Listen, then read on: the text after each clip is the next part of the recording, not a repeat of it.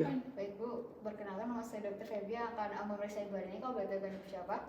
Baik Bu Diti, hari ini saya akan melakukan pemeriksaan varises. Saya akan memegang beberapa bagian tubuh Ibu. Apakah Ibu bersedia? Baik, sebelumnya saya akan melakukan cuci tangan 6 langkah terlebih dahulu ya Bu. Selanjutnya setelah saya melakukan cuci tangan 6 langkah, selanjutnya saya akan melakukan inspeksi tungkai bawah dengan di bawah penyinaran yang cukup dari arah belakang pasien dengan posisi tungkai bawah pasien abduksi dan endorotasi.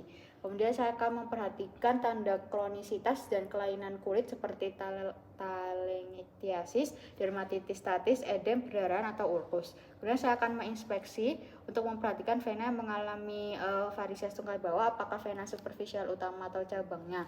Biasanya vena tersebut tampak jelas melebar, berkelok-kelok, warnanya kebiruan. Kemudian varises vena tungkai bawah pada cabang vena superficial biasanya lebih berkelok-kelok dibanding pada vena superficial utama.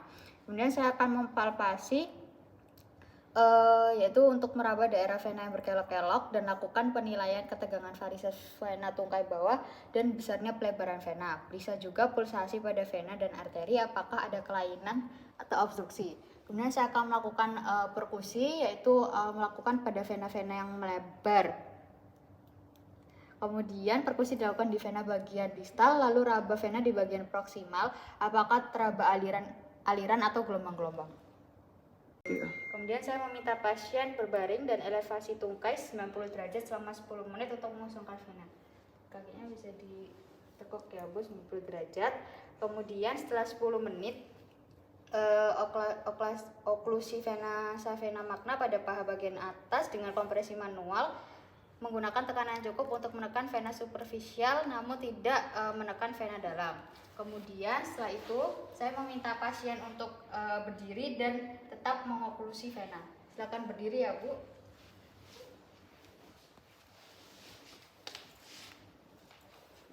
Kemudian setelah meminta pasien untuk berdiri dan tetap mengoklusi vena, pasien berdiri selama 20 detik dan lepaskan kompresi dan lihat adanya tambahan pengisian vena. Kemudian mengamati pengisian vena pada tungkai, yaitu normalnya vena superficial terdiri dari bawah atau distal dan memakan waktu sekitar 35 detik. Kemudian pemeriksa juga dilakukan pada bagian kontralateral. Kemudian saya menyampaikan hasil, bila vena lambat sekali terisi ke proksimal berarti katup komunikan sebaik. Bila vena cepat terisi misal dalam waktu 30 detik berarti terdapat infisuensi. Ada penyampaian hasil, bila vena lambat sekali terisi ke proksimal berarti katup komunikan sebaik. Bila vena cepat terisi misal dalam waktu 30 detik berarti terdapat insufisiensi katup komunikan.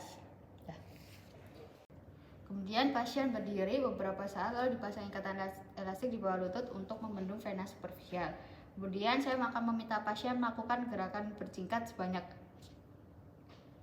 10 kali agar otot-otot betis berkontraksi sehingga darah dipompa dari sinusoid vena otot dan vena sekitarnya. Silakan jinjit-jinjit 10 kali ya Bu. 3, 4, 5, 6, 8, 9, 10.